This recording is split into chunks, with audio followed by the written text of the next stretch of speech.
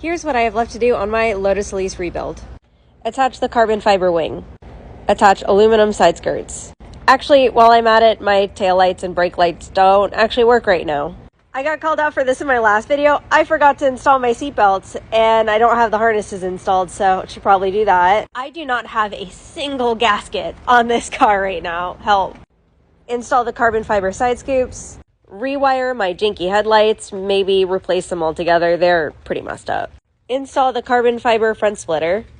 Remember what I was saying about gaskets? None back here. Truck bed liner, the little trunk cubby cabinet, whatever you call this. Diagnose why my VVT isn't kicking in and what's going on with my IAC. Could also be my TPS. I don't know. It needs some love. Maybe get like a hood latch or a hood prop, something, because, okay. Install my rear view mirror. This is also a front dash cam and connects to a rear view camera. So it has like a screen and it records to a little SD card in the top there. These are super useful. I buy these on Amazon for like $100.